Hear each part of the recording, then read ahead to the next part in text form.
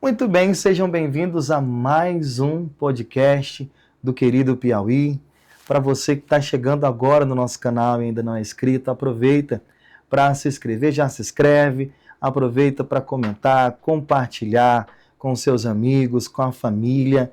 O querido Piauí é um podcast feito para vocês, pensado com muito carinho para vocês.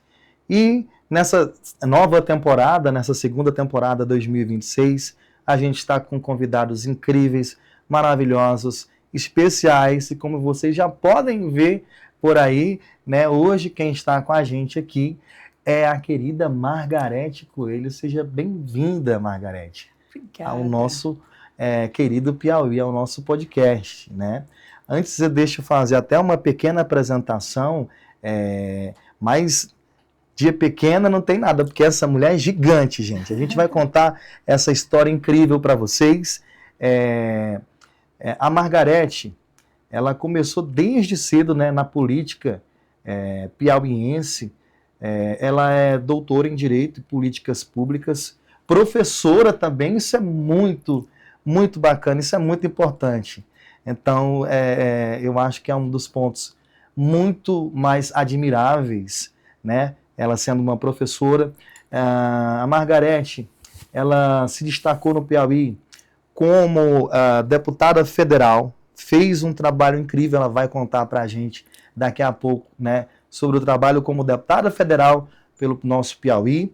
Ela também foi governadora do nosso Piauí, né, governadora interina ali, teve um período, e aliás ela foi a primeira governadora mulher do nosso estado do Piauí. Só para deixar bem frisado para você que está nos assistindo, ela foi a primeira governadora do nosso estado, né? A primeira mulher a ser governadora do estado, né? A Margarete, que tem toda essa bagagem, que vai conversar com a gente a partir de agora. Margarete, seja bem-vinda. Obrigada, Sinta-se à vontade, né? Aqui a casa é sua, nossos estúdios, estamos aqui muito felizes por recebê-la. E a gente vai falar aqui, né, da história da Margarete. Vamos começar, Margarete, falando sobre a sua história, a sua trajetória. Eu queria saber como foi que você fez essa escolha para a vida pública, assim, de professora para política. Como foi que se deu essa escolha para a vida da Margarete? Bom, eu nasci em São Raimundo Nonato, então eu sou do sertão, me orgulho muito de ser sertaneja. Quando eu saí da minha cidade, fui estudar primeiro na Bahia, depois vim para Teresina. Eu me formei em Direito em Engenharia da Construção Civil na Universidade Federal do Piauí. Comecei a advogar, comecei a militar na OAB. Eu fui uma das primeiras advogadas de direito político e partidário do Piauí, numa época que o direito eleitoral não tinha esse prestígio todo que tem hoje. Também fui professora de várias universidades, inclusive da Universidade Estadual do Piauí. Fui professora de Direito, fui professora de mestrado. Hoje faço parte de várias bancas de doutorado. Não consigo mais dar aula, porque o dia a dia de dar aula ele exige uma rotina mais previsível, e realmente, depois que eu assumi alguns cargos, não consegui mais. Então, eu comecei na advocacia, as políticas da OAB. Eu sou casada com o ex-deputado Marcelo Coelho. Quando o Marcelo deixou de se candidatar, e foi exatamente na época que começaram as cotas de mulheres nos partidos, eu fui candidata exatamente para isso, para cumprir a cota do partido. E eu me elegi deputada estadual. Foi um mandato que eu me orgulho muito. Nós criamos a primeira Secretaria da Mulher do Piauí. Aliás, a Secretaria da Mulher do Piauí foi criada nesse período, um projeto de lei meu. Também consegui defender no Brasil. Foi na época em que foram tiradas as vagas do estado do Piauí, foram diminuídas as vagas da bancada do Piauí estadual e federal. Eu fui advogada da Assembleia do Estado do Piauí neste processo. Conseguimos trazer de volta nossa representação política. E depois fui candidata a vice-governadora do estado do Piauí. Então, eu fui a primeira mulher vice-governadora do estado do Piauí, e nesta condição assumi o governo do estado do Piauí várias vezes, né? E tive essa oportunidade de hoje escrever meu nome no livro da história do Piauí como a primeira mulher que assinou como governadora do estado do Piauí. Margarete, eu gostaria de saber o que representou para você aquele momento que você estava ali assumindo esse cargo tão importante que é de governo, né? O que representou politicamente, pessoalmente para você aquele momento? Olha, politicamente, realmente foi inaugurar uma nova era, né? Foi mostrar para as mulheres e meninas do Piauí que nós podemos. Nós podemos, sim, governar nosso estado, nós podemos ter cargo de destaque politicamente, que política também é coisa de mulher, que é essencialmente de mulher, tendo em vista que política não é entrechoque, política é composição, política é convergência, e as mulheres, mais do que todo mundo, sabem muito bem fazer isso. São as mães que organizam as casas, são as mães que organizam as famílias, são as mães que são as primeiras professoras, e isso realmente foi muito importante para mostrar para as mulheres e para as meninas do Piauí. Eu lembro bem da campanha do orgulho das mulheres, quando eu estava no Palanque como candidata a vice-governadora. Me lembro bem do orgulho de como as mulheres foram para o Palácio de Karnak cada vez que eu assumia o governo. Cada vez que eu assumi o governo, havia, assim, uma invasão de mulheres no Palácio de Karnak. E isso me deu visibilidade, me possibilitou ser também deputada federal pelo estado do Piauí. E ali, na Câmara Federal, consegui fazer tantas leis em defesa das mulheres, consegui fazer o primeiro pacote anticrime do Brasil, esse pacote, essa legislação que está hoje vigente, e que consegue, inclusive, prever os atos antidemocráticos. Essa lei é da nossa autoria, foi uma lei que nós fizemos, eu tenho muito orgulho de tudo que eu fiz na Câmara. Tenho muito orgulho, ando para o Piauí todo, Cleison, de cabeça erguida, tenho toda a convicção de olhar no olho das pessoas e, se a crítica for justa, vai reconhecer a responsabilidade que eu tive em todos os cargos que eu passei. Na política, tanto na política local, piauiense, como na política central, falando agora da Margarete Coelho, deputada federal, houveram temas sensíveis que a senhora chegou a tocar nesses temas, e quais foram esses temas? Agora, acho que a senhora até falou, né, um deles, do anticrime. Né? Queria que a senhora explicasse para quem está em casa, quem está nos vendo, assistindo melhor, quais foram as principais pautas de bandeira da Margarete Coelho como deputada federal. Olha, primeiro a questão antes de falar do pacote anticrime, que é um capítulo à parte, a lei de violência política contra as mulheres, a questão do feminicídio, que era uma qualificadora do homicídio, nós passamos a ser um crime individualizado, né? Com tipo, com pena, com processo individualizado. O juiz das garantias, que fiscaliza o juiz que está conduzindo o processo. Também criamos o projeto de lei que prevê adequação dos equipamentos de saúde para mulheres portadoras de necessidades especiais. Só para você ter uma ideia, uma mulher cadeirante, ela não podia fazer mamografia, porque ela não conseguia alcançar a altura do mamógrafo. Então, obrigamos a ter mamógrafos que reduzam de altura para fazer com que essas mulheres possam também ser examinadas. Nós também conseguimos aprovar um projeto de lei de proteção às mulheres vítimas de violência, né, com casa-abrigo, com apoio para ela e para os filhos. Foi muito importante. Votamos o Código Eleitoral, o novo Código Eleitoral, imagine, 800 e tantos artigos, organizamos toda a legislação eleitoral. Hoje o Código está no Senado da República, aguardando a votação, mas do que eu sei é que modificaram muito pouca coisa que nós fizemos na Câmara. E o pacote anticrime, que foi uma reorganização do sistema de persecução penal. A questão da saidinha, de novo a questão do juiz das garantias, a questão da denunciação caluniosa, enfim, foi uma reorganização. E é importante que se diga que essa época era ministro de Justiça o hoje senador Moro. Então, era uma época de muita tensão, era uma época de debates muito acirrados e, graças a Deus, nós conseguimos, né, transitar bem nesse ambiente e aprovamos um bom projeto de lei para o nosso Estado. Isso foi muito importante, né? Isso é muito importante para todo o nosso estado do Piauí. Eu queria saber, essa pergunta bem específica, como é que a senhora vê hoje, Margarete, a questão da mulher na política piauiense? Ainda há preconceito? A mulher, ela ganhou esse espaço de verdade, mesmo evidente, na política, tanto piauiense como a política brasileira? Ou se ainda tem essa questão de preconceito sobre a política, sobre a mulher se colocar como uma política piauiense, nordestina também, né, vinda do interior de São Raimundo Nonato para cá, se há esse tipo de preconceito ainda? O preconceito é fortíssimo, fortíssimo. Vejam, todas as candidaturas de mulheres, há uma tentativa de invisibilização, de desprestigiar. Veja, meu partido já disse várias vezes que o nome para governo do Estado é o meu. Entretanto, o debate continua sendo suscitado, provocado. É de fato mesmo? Não vai ser o Joel? Vai ser ou não vai? Precisa de pesquisa? Vai fazer pesquisa? O presidente nacional do partido, o presidente estadual do partido já falou dessa situação. Então, por que nós continuamos suscitando?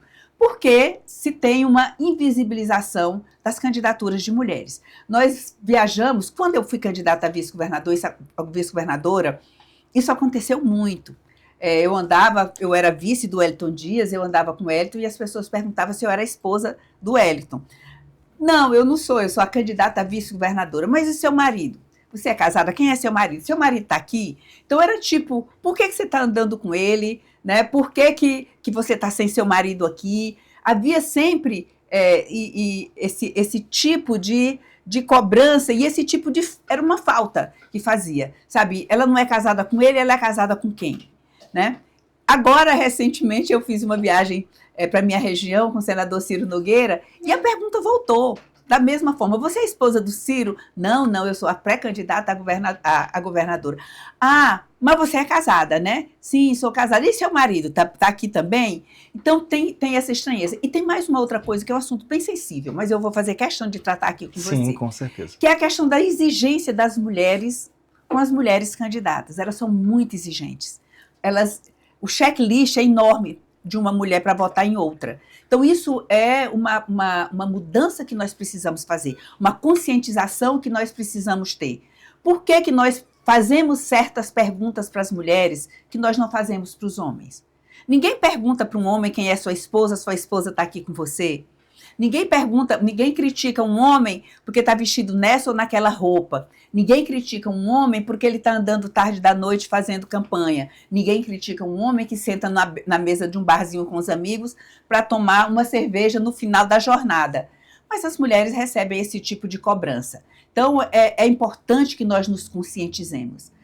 Hoje, nós sofremos muito com feminicídio, com diferença salarial, com violência patrimonial, com violência moral, com violência política, e nós precisamos nos conscientizar que nós podemos mudar isso elegendo pessoas, não precisa ser só mulheres, mas pessoas comprometidas, né, com a cidadania das mulheres, com os direitos de cidadania das mulheres. As mulheres são maiorias, portanto, são elas que elegem e são elas que derrotam. Nós precisamos ter consciência dessa nossa força e da importância da visão da mulher na política. A mulher tem uma visão de cuidar. E a política do cuidado hoje, ela é importantíssima. Nós hoje vemos as crises. Hoje é difícil você chegar numa casa e não ter uma pessoa que sofra com depressões, com problemas emocionais. É muito difícil. É muito difícil você ver uma família hoje que não tenha um problema com droga, com alcoolemia. É muito difícil. Então, a política do cuidado, ela é importantíssima hoje. E a mulher sabe conjugar esse verbo cuidar muito bem. Agora eu queria saber, Margarete, está definido, a senhora é pré-candidata, está pré-candidata ao governo do estado do Piauí pelo PP. Tem uma definição concreta, a senhora até falou agora há pouco, do amigo Joel Rodrigues, né? Nesse sentido também, já tem uma definição muito concreta que a sua pré-candidatura, a senhora vai confirmar, a tendência a se confirmar nesses próximos meses? Olha, para chegar como é como candidata de fato. Exatamente. Hoje, o partido tem essa posição, né? Joel é candidata, primeiro suplente do senador Ciro Nogueira, e eu sou pré-candidata ao governo do estado do Piauí. Claro que isso não está escrito em pedra, isso não foi escrito a fogo.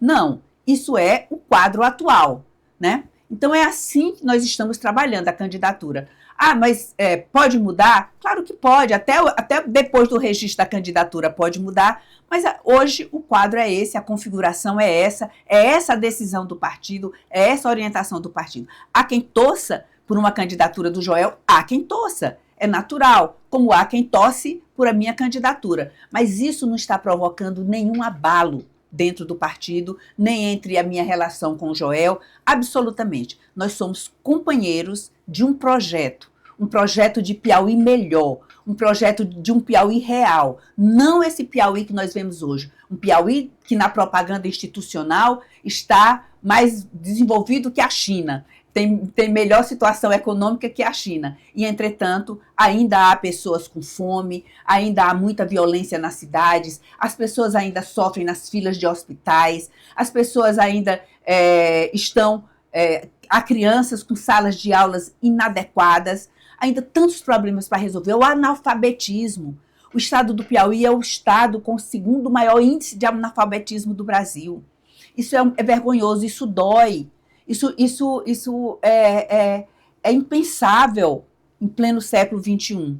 Então, eu e Joel somos parceiros desse sonho. Somos defensores desses sonhos e estamos nos colocando para debater esse sonho juntamente com o senador Ciro Nogueira. Nas suas andanças pelo estado do Piauí, pelo interior do Piauí, na nossa capital, em Teresina, eu gostaria de saber quais são as demandas que a população mais tem pedido para a senhora. Caso seja eleita, quais são as demandas que mais vêm sendo solicitadas pela população? Olha, a população do Piauí está muito carente de atenção, está muito carente de cuidado.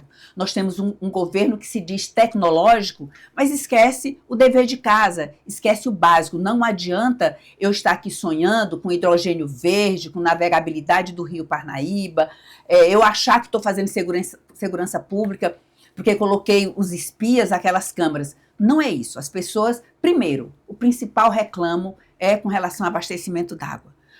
O estado do Piauí tem passado pelos piores momentos deste século com relação ao abastecimento d'água.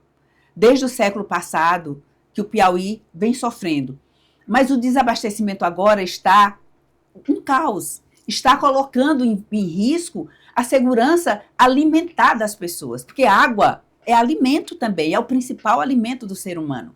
E nós estamos há mais de 20 anos sem ter nenhum novo reservatório de águas.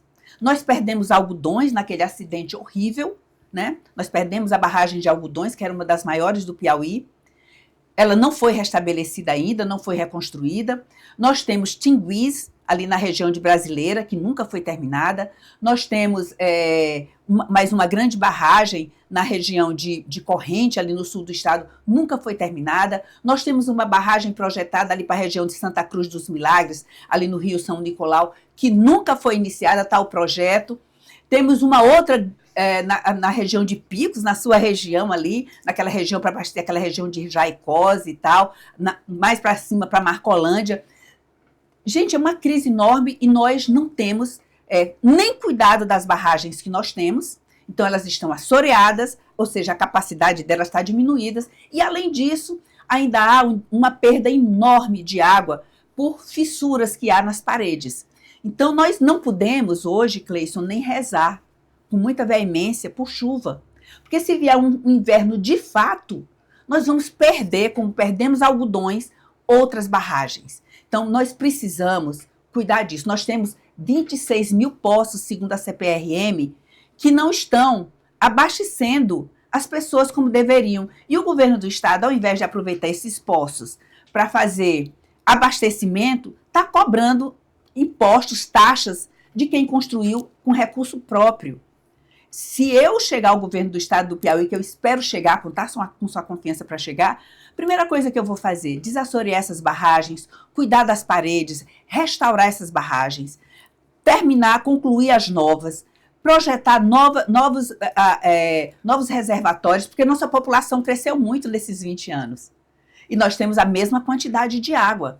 Então, e esses poços artesianos, identificar aqueles que têm capacidade de abastecer comunidades e alugar ou adquirir esses poços para que eles possam servir também à comunidade. Veja, o estado do Ceará tem menos incidência de chuva do que o Piauí, mas nesses 20 anos ele praticamente dobrou a capacidade de armazenamento. É isso que nós precisamos fazer. A questão da segurança pública é um sofrimento, as drogas, as facções estão chegando nos rincões, nas pequenas cidades do Piauí, dominando a juventude, as pessoas. Mães me procuram chorando, pedindo, pelo amor de Deus, socorro, porque as drogas e as facções estão chegando na porta de suas casas. Escolas que foram transformadas em escolas de tempo integral, Cleison, mas elas não têm refeitório, elas não têm banheiros, elas não têm sala de descanso, nem para os professores, nem para os alunos. E nós estamos trabalhando, gastamos mais de 300 milhões com placas, né, com adesivagem de placas nas escolas, escolas que não têm refeitório. Nós estamos falando de escola de robótica e as escolas não têm internet, não tem nem água para os alunos. Então, enfim, o que eu tenho ouvido muito é isso. Uma queixa muito veemente contra o abastecimento d'água, uma queixa muito veemente contra a gestão da saúde. Os hospitais estão abandonados, as filas têm crescido absurdamente. Essa história de saúde pela internet, gente, vocês sabem, né? Não está funcionando. Muita gente não tem nem internet. Enfim, como é que vai se consultar pela internet? E os exames? E o medicamento? Como é que faz? Né? E queixa de escola, enfim. É disso que eu estou falando, é do Piauí real. Esse sonho que nós temos de trabalhar por este Piauí com o pé no chão, olhando para o cidadão e para a cidadã com respeito e com carinho. A água seria, então, uma prioridade no seu eventual mandato, né, nos 100 primeiros dias? Nos 100 primeiros dias. Nós temos projetos maravilhosos, Cleison. Nós nem precisamos perder muito tempo com estudos, mas que são importantíssimos. Mas a Embrapa de Petrolina tem estudos maravilhosos que nós vamos buscá-los. Né? Vamos buscar na Agência Nacional de Águas, vamos buscar na CPRM, vamos buscar na Embrapa. Nós vamos buscar solução para esse problema tão grave e tão vital do nosso Estado. O eleitorado ele vem mudando a cada eleição que passa, a cada novo pleito, o eleitor ele tem tido mais opinião, ele tem sido formador de opinião. Como que a senhora pretende lidar com isso? A senhora irá, na sua pré-campanha ainda, e dentro da campanha a todos os municípios possíveis do Piauí, ou a senhora pretende fazer, né, uma campanha dentro mais da internet, até porque tem essas duas moedas, esses dois lados, né? Isso. O Piauí também está começando a ficar mais digital. Não, esses dois lados, eles são complementares. Não há como eu estar aqui no estúdio, como nós estamos hoje, falando de uma realidade que eu não conheço. É isso que eu acho que acontece com o governo do estado do Piauí hoje. Os movimentos sociais estão afastados, né, do diálogo, do debate, as pequenas lideranças, as lideranças do interior. O interior está se sentindo abandonado, Cleison. Então, a gente precisa ir a cada um. A cada um. Esse final de semana nós fomos a 4 municípios. Eu, senador Ciro e Joel. Né? Eu e meus 2 casca de bala. Fomos a 4 municípios. E a gente tem feito isso. 4, 5, 6, 8 municípios por final de semana. Mas com tempo e dedicação para conversar com as pessoas, olhar no olho, ouvir as pessoas. Se eu não conhecer de perto os problemas... Não tem um velho ditado que diz: o que os olhos não veem, o coração não sente. Sim. Então, eu acredito nisso. Eu preciso ver. E aproveitar a internet, aproveitar que as pessoas estão cada vez mais conectadas para falar com cada um e com cada uma. Mas falar de uma realidade real, de uma realidade que eu conheço, uma realidade que me tocou. E não trancada dentro de um estúdio, dentro de uma sala, com meia dúzia de tecnocratas, né? Tem até um nome agora, essa galera tem até um nome, né? São os Rafa Boys. Me trancar com meia dúzia de coleguinhas de escola e fazer um Piauí de sonhos. um Piauí de fantasia. Não, isso não vai acontecer com a Margarete, isso não acontece com o Joel, isso não acontece com o Ciro. A gente quer ir a cada município conversar e conhecer. Aliás, eu já fiz essa viagem quando fui vice-governadora. Na campanha e na pré-campanha e depois da campanha, de ir a todos os municípios do Piauí. Será um governo próximo, um governo de diálogo, um governo de conversa, um governo de realidade. Isso é muito bom, importante. No ano passado, 2025, tive a oportunidade de assistir uma palestra da senhora, estou até falando isso agora, que foi do Sebrae Neon, teve em Teresina, o Sebrae Neon, né? Eu queria falar um pouco sobre, que a senhora falasse sobre o empreendedorismo, também puxando para o lado das minorias, como a mulher, como os índios, os negros, isso no estado do Piauí, a inovação e empreendedorismo, quais são as políticas, a senhora agora, a gente falando como diretora nacional do Sebrae, quais são as políticas que têm mais sido desenvolvidas pela senhora? Olha, Cleison, o Sebrae é incrível, sabe? O Sebrae presta um serviço maravilhoso ao Brasil.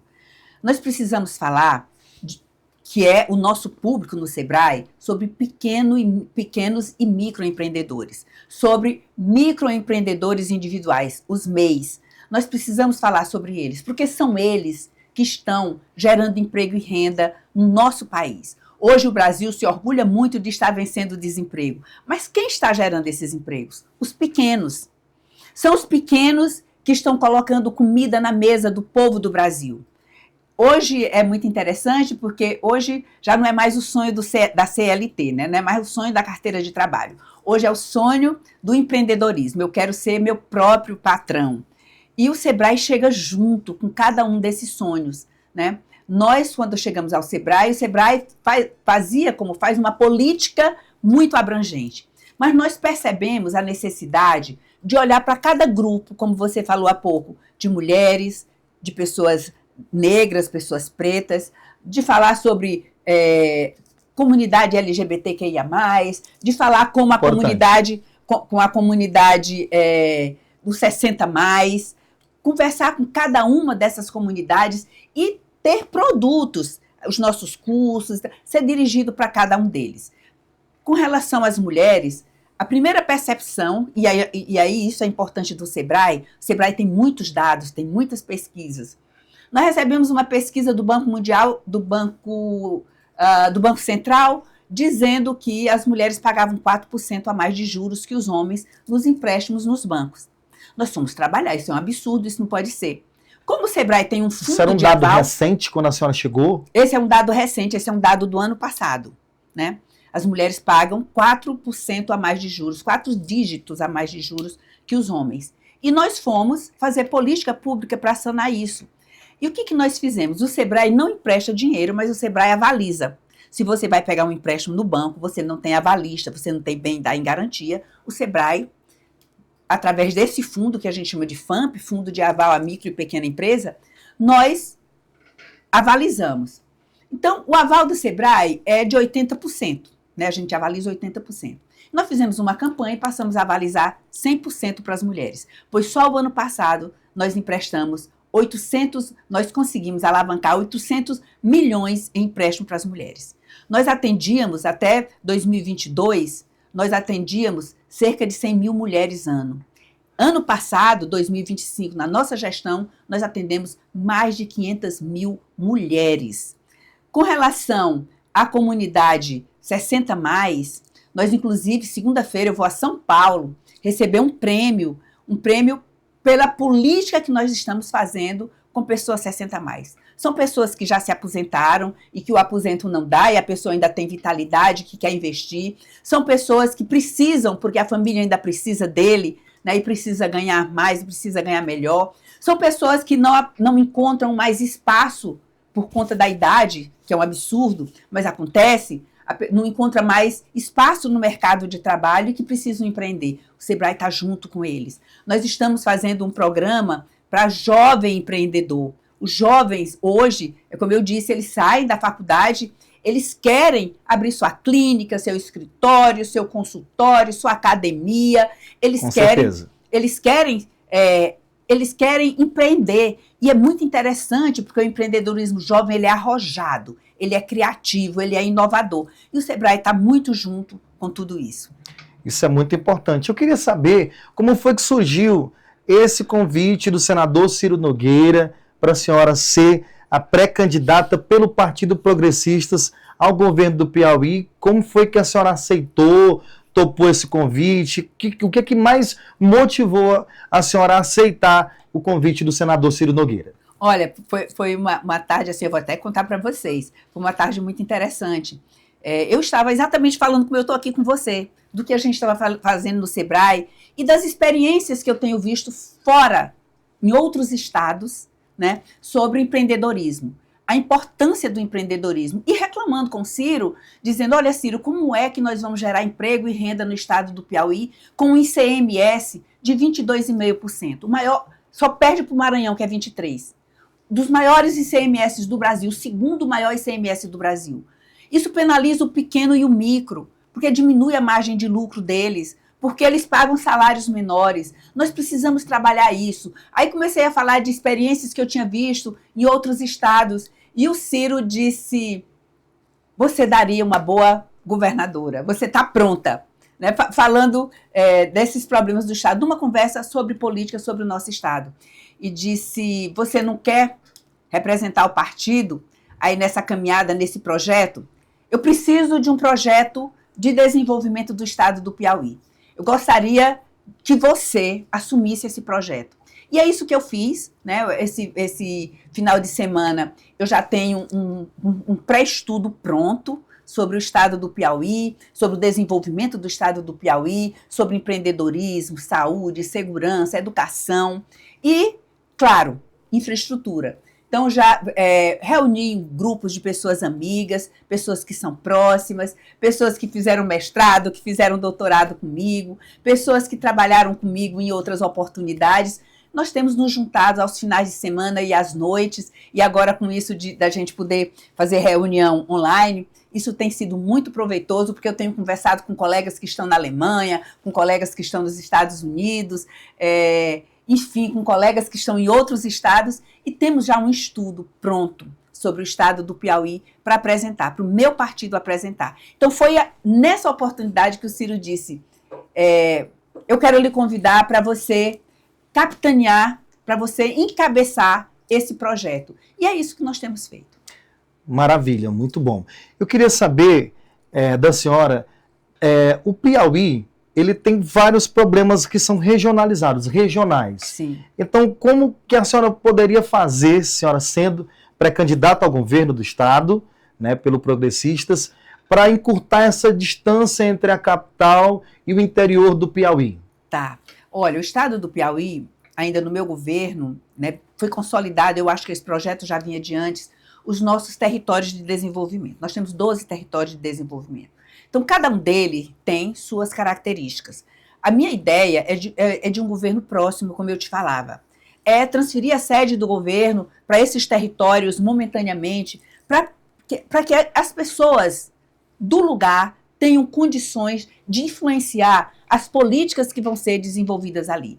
Cada território tem uma característica. Se eu pegar o território da Serra da Capivara, que é o meu território, eu vou pensar em turismo, eu vou pensar em educação, eu vou pensar em coisas que girem em torno do Parque Nacional da Serra da Capivara, que é o grande portal, né? A pérola do Brasil. Não tem nada parecido no mundo, nada que se compare àquela grandiosidade, né? 2.000 sítios arqueológicos, não sei quantas mil figuras rupestres desenhadas, né? Gravuras e figuras rupestres desenhadas, um verdadeiro museu a céu aberto, 2 museus enormes, o Museu da Natureza e o Museu do Homem Americano. Eu vou pensar em turismo, eu vou pensar em pesquisa, eu vou pensar nisso. Se eu for pro Vale do Gurgueia, eu vou pensar em quê? Eu vou pensar em a questão da agricultura, do agronegócio, enfim. Cada região tem suas peculiaridades e elas vão ser olhadas assim. Cada um com seu projeto, cada uma com sua vocação, certo? Então é assim que nós vamos trabalhar. A senhora lembrou muito bem a Serra Nacional, o Parque Nacional da Serra da Capivara, uma grande riqueza do nosso Piauí, né? A grande Niede Guidon, que nos deixou no ano passado, que fez esse trabalho maravilhoso. Agora, eu queria saber, governadora, da senhora, sobre todos os temas que se discute em política, qual tema a senhora prioriza mais para o estado do Piauí? Bom, primeiro eu quero tratar muito da questão da infraestrutura, do abastecimento d'água. Então, isso assim, a segurança, para mim, hoje, segurança hídrica, empreendedorismo para desenvolver nosso estado. Sabe, ter uma política fiscal mais justa, para que as pessoas possam investir no estado do Piauí com segurança. Não dá, quando eu fui vice-governadora, o ICMS no estado do Piauí era 18%. Hoje é 22,5%. Gente, isso está acabando com o empreendedorismo, com investimentos no nosso estado. Então, eu vou cuidar muito bem. E educação, que é a base de tudo, saúde, que é a base de tudo. Então, não dá para você ter vamos dizer assim, focar expressamente numa coisa. Porque o estado do Piauí precisa acelerar o passo. Nós estamos ficando para trás em muita coisa. Nós somos o segundo em analfabetismo, nós somos o segundo em questão de segurança fiscal, política fiscal. Nós estamos ficando para trás em muita coisa, gente. Nós temos os maiores índices de violência contra a mulher. São índices vergonhosos que a gente precisa corrigir. Nós precisamos corrigir. Então, nós vamos ter que formar uma equipe de governo muito competente, mas que conheça bem o Piauí e que queira enfrentar esse problema de verdade. Hoje, o endividamento do estado do Piauí, o Piauí é o segundo estado mais endividado do Brasil. A nossa dívida só é menor do que a da Bahia. E olha o tamanho da Bahia e olha o tamanho do Piauí. Nós precisamos, se for para endividar o estado, que seja para investir em desenvolvimento, em segurança hídrica, em segurança pública, entendeu? Então, nós temos que, olha, esse próximo ano vai ser um ano, eu digo, esse próximo governo vai ser um governo que tem que fazer um corte, sabe? Nós vamos continuar cada vez mais afundando o Piauí em índices que, sabe, não geram orgulho para ninguém. Ou nós vamos parar aqui, já deu, e vamos começar uma nova fase para o nosso Piauí, uma nova história. Porque 25 anos nós chegamos aqui com esses índices: analfabetismo, endividamento, insegurança hídrica, crise na saúde, crise na educação. Ou nós vamos dizer, basta, o meu estado merece uma nova oportunidade. Agora, se eleita, quais interesses a senhora não estaria disposta a atender no sentido de apoio político, em troca de apoio político? A senhora diria, não, olha, esse interesse de A ou B eu não atenderia por apoio político. Eu tenho alguns valores, eu tenho os meus valores, todos nós temos os nossos valores, mas eu tenho um compromisso com a honestidade, com a ética, eu tenho um compromisso muito sério com a moral, eu tenho um compromisso muito sério com os bons costumes, eu tenho um compromisso muito sério com a ética. Se não for ético, se não for para o bem do nosso estado, não terão nem oportunidade de chegar até a governadora. O Piauí, ele precisa de mais obras visíveis? A senhora acredita que ele precisa de mais discurso com eficiência, ao invés do Estado ter o discurso, ele ter mais gestão e mais eficiência e eficácia? A gente precisa fazer mais, nós precisamos de mais ações. Uma coisa é o discurso do político. E menos discurso, né? A gente está discursando que inauguramos o porto de Luiz Correia. Eu quero uma foto desse porto com um navio ancorado, porque a gente já inaugurou algumas vezes esse porto e ele nunca saiu do papel. Eu quero, o Piauí precisa trabalhar para ter infraestrutura e nós precisamos Gente, cadê as grandes obras do estado do Piauí? As grandes obras estruturantes, as obras que tragam, cadê nossa segurança energética? Cadê nossa segurança na internet? Cadê nossa segurança na saúde? Cadê a nossa segurança pública? Gente do céu, os memes, infelizmente, e os vídeos de policiais empurrando viaturas, ou porque quebrou, ou porque faltou combustível, sabe? Escolas que as crianças vão lá e depoimentos de crianças, de alunos mostrando as escolas, os banheiros que essas meninas estão usando, que esses meninos estão usando, sabe? A merenda escolar, que é insuficiente, que não tem a quantidade correta de proteína, sabe? Então, vamos sair do discurso de dizer que o Piauí tem melhor internet que na China, dizer que o Piauí tá dando show na robótica, dizer que o Piauí vai vender zilhões de hidrogênio verde. Gente, tanto é falacioso esse discurso que nós já tivemos primeiro, né, a ANEEL dizendo que o Piauí não tem energia elétrica suficiente para gerar hidrogênio verde. E depois, um órgão governamental caça a licença do tal projeto porque ele é malicioso para o meio ambiente. Nós não temos água e nem energia para produzir hidrogênio verde. E nós estamos falando de milhões e de viagens faraônicas para fora do Brasil em busca de vender hidrogênio verde. Pelo amor de Deus, vamos parar com isso. Vamos discutir a política pé no chão, a gestão pé no chão. É isso que o nosso povo está precisando.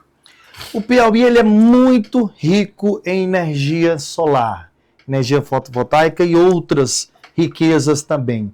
Eu gostaria de saber da senhora qual seria essa solução efetiva dentro do Estado, com os municípios, já que a gente é um Estado caloroso, um Estado maravilhoso. Eu sempre digo que o melhor lugar do mundo é o Piauí, sobre o desenvolvimento da nossa energia solar. Como a gente poderia fazer efetivamente para que isso chamasse a atenção um pouco mais, não só do governo federal, mas como do Brasil, mas como do mundo, para o nosso estado do Piauí? Olha, as energias limpas são realmente o futuro, né? Hoje nós temos, e realmente temos, grandes investimentos, grandes parques eólicos, grandes parques fotovoltaicos no estado do Piauí. Agora, o que está havendo? Por que as cidades onde tem esses grandes parques não estão se desenvolvendo? Claro que há uma má distribuição dos recursos, né, dos recursos fiscais arrecadados nestas cidades. Eu conversei com vários prefeitos e a queixa deles é enorme, né? Não fica quase nada para o município. Então, nós temos que fazer essa redistribuição, repensar isso. E a responsabilidade social também desses grandes investimentos. Eles precisam ter compromisso. Então, nós precisamos fazer uma gestão em torno desses parques para levar a desenvolvimento. Porque, veja, gente, desenvolvimento também leva insegurança.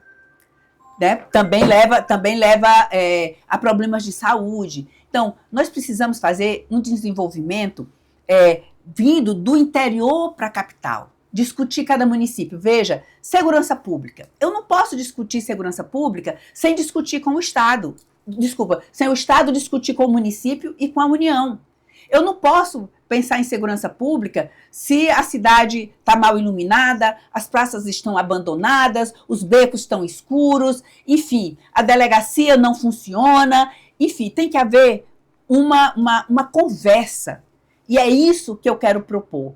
É uma gestão municipalista. Hoje o governador, quando leva alguma obra para o município não tem direito de escolher qual é a obra.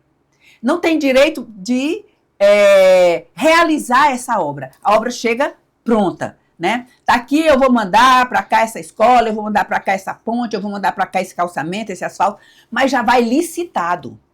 Nem gera emprego e nem gera não gera circulação de riqueza no município. Isso está errado. Veja o senador Ciro Nogueira como é que ele faz. Quando ele manda uma emenda, ele manda para o prefeito. O prefeito quer uma quadra poliesportiva. Nós lançamos uma arena poliesportiva agora lá em Valença. Né? O prefeito ficou morto de feliz. Eu quero mandar um abraço para o prefeito Marcelo. O senador Ciro repassou o recurso. Mas é o município que vai licitar, que vai contratar, ou seja, esse recurso vai circular ali naquele município. Então, é isso que faz a diferença. Gerando emprego local. Gerando emprego local, circularização de riquezas, né? É isso que nós precisamos fazer. É dar mais valor aos prefeitos, aos gestores municipais, para que eles possam participar também do desenvolvimento do nosso estado. Agora, quais pautas os prefeitos do nosso Piauí mais têm, a senhora que tem conversado com prefeitos do nosso estado, também junto com o senador Ciro Nogueira, quais pautas eles têm mais pedido para a senhora como pré-candidata e para o senador Ciro Nogueira? Muita questão da água, do abastecimento d'água, porque eles terminam pegando das costas, né? A primeira casa que se bate é do vereador, a segunda é a do prefeito, né? Então, a questão do abastecimento d'água, isso de estar... Veja, até o abastecimento de carro-pipa nesse estado foi centralizado. Antigamente, quando ia um programa que a gente quer que ele termine, mas por enquanto ele é necessário, que é a política do carro-pipa, antigamente era uma profissão dos municípios pipeiros para abastecer. Agora não. Os carros-pipas vêm de Santa Catarina, do Paraná, não sei de onde, lá do sul do estado, uns caminhões lindos, né, que não entram nas ruas, que não sobem as ladeiras, e as pessoas que estão nessas ruas estão sem abastecimento d'água, né? Então, o que eles mais reclamam primeiro é do abastecimento d'água, porque termina batendo na porta deles. A questão da saúde, os hospitais, os prefeitos têm que bancar a saúde com ambulância, com medicamento, com tudo isso, porque o governo do estado não está fazendo sua parte. Quer fazer saúde pela internet, gente, isso não é real. Não é real. Não é real. O médico tem que auscultar o paciente, tem que pegar nele, tem que sentir. Uma outra urgência, um ou outro caso, dá para resolver sim pela internet, onde tem internet e onde a pessoa tem um celular, pelo menos, para fazer. Mas não dá. Então, essa centralização da saúde está péssima. Nem a comida dos pacientes e dos médicos são mais compradas nos municípios. Agora é comprada, eu soube, inclusive, que os lençóis, o enxoval, né, dos hospitais, são lavados na cidade de Timon, do Maranhão. A feira, né, é feita também, acho que não sei onde, no Ceará, é feita a feira. Então, tudo isso, gente, tem gerado um problema enorme de descompasso. Já pensou pegar os lençóis, trazer lá de Corrente para lavar em Timon? Que loucura é essa, gente? Vamos municipalizar a nossa gestão, ser mais próximo dos prefeitos, trabalhar junto com eles, e prefeitos, trabalhar a saúde, o Estado fazer a parte dele na saúde, para que vocês possam fazer a parte de vocês, não ficarem sobrecarregados com tudo tão dependente de emendas parlamentares, como estão hoje. Hoje, se um deputado federal, se um senador da República não colocar emenda para o custeio da saúde, o povo vai morrer por falta de uma aspirina.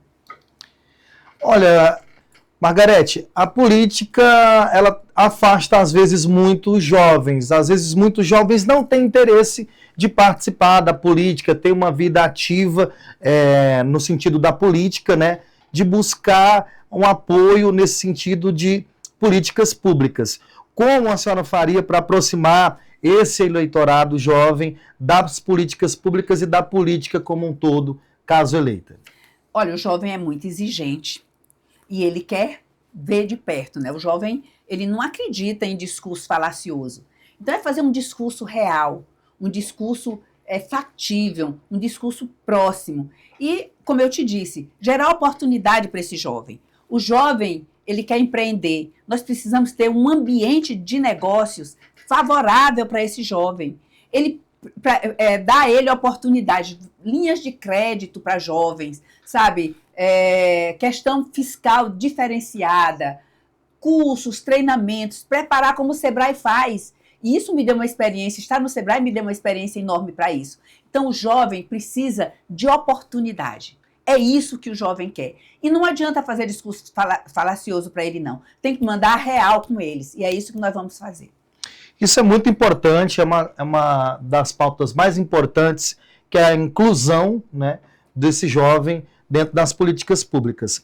Agora, Margarete, eu gostaria de saber se, caso eleita, como a senhora faria no setor do segmento, dos novos segmentos, das novas profissões que estão surgindo. Agora com inteligência artificial, agora com computação quântica, para diminuir o desemprego no Estado. Mas é isso, a chave disso tudo, eu já disse, é o empreendedorismo. O Estado do Piauí não tem uma linha de crédito para esses pequenos e microinvestidores, esses pequenos e microempreendedores que estão começando. O Estado não pode ser o grande gerador de emprego. Ele próprio, aliás, ele não pode ser o grande empregador. Ele tem que ser o grande gerador de empregos. Ele tem que criar esse ambiente de ter uma política fiscal que seja justa, né? Não podemos, como eu disse, estar cobrando 22,5% de ICMS.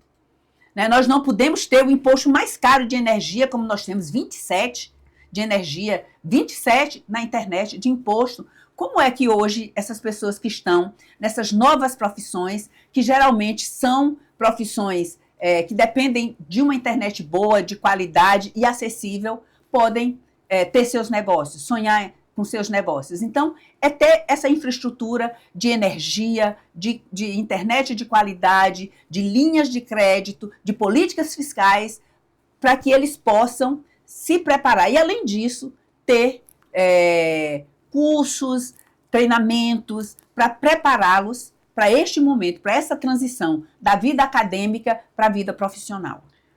Maravilha. Agora, eu gostaria de saber, agora a gente já está finalizando também a nossa entrevista, a gente conversou um pouquinho, gostaria de conversar com a senhora pelo menos umas 2 ou 3 horas, Eita. que a conversa está muito boa, gente. Está muito boa. Aproveitar, pedir para você que está nos assistindo, para você salvar esse vídeo, curtir, compartilhar, comentar nos nossos canais no YouTube. Siga, se inscreva no nosso canal. E agora, deputada, aliás, nossa Margarete Coelho, que é diretora nacional do Sebrae, pré-candidata ao governo. Gostaria de perguntar, Margarete, agora, para finalizar, quais são as palavras que a senhora deixa para as pessoas que estão assistindo esse episódio do podcast? Quais são as palavras que a senhora deixa para o pessoal, o recado da Margarete central aqui agora nesse momento final da nossa entrevista, do nosso podcast? Olha, o que eu gostaria de fazer é um convite ao Estado do Piauí para olhar a realidade de perto, sem a lente da propaganda institucional, sem a lente da propaganda do governo. Nós sabemos que hoje o governo do Estado do Piauí gasta mais com propaganda do que com várias secretarias. Nós chegamos a fazer uma conta, se somar a Secretaria do Meio Ambiente e a Secretaria da Mulher, foram menos recursos do que foi para a comunicação, para a propaganda institucional. Queria convidar você para olhar o Piauí e para olhar para a política do Piauí sem essa lente enganosa das pesquisas. Essas pesquisas, gente, pelo amor de Deus, nós já vimos o que aconteceu em eleições anteriores. O que acontece com as pesquisas, né? O exemplo clássico, né? Teresina, que até véspera da eleição, boca de urna, o candidato do PT ganharia em primeiro turno. E o que nós vimos foi exatamente o candidato Silvio Mendes ganhar no primeiro turno. O que aconteceu ali naquelas 24 horas?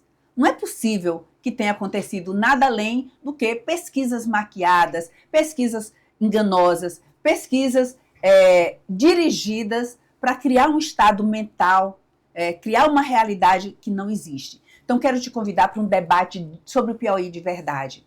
Para nos seguir nas nossas redes sociais, eu sou Margarete Coelho, meu Margarete é com TE, MARGARETE Coelho. Então, eu quero te convidar para me seguir nas redes sociais, para que a gente possa conversar, para que a gente possa te mostrar nossos projetos. Eu vou começar agora, nós agora vamos começar, depois que o partido aprovar o nosso pré-plano de governo, para discutir com vocês, porque o plano de governo tem que ser aquele que atende à sua necessidade. E nós precisamos olhar para o Piauí real, para o Piauí de verdade. Esse é o convite que eu te faço. Muito obrigado a você que assistiu esse episódio. Muito obrigado por participar conosco aqui do nosso podcast do querido Piauí. A gente sempre fala que o Piauí é o melhor lugar do mundo. Para você que está em casa, muito obrigado e até a próxima!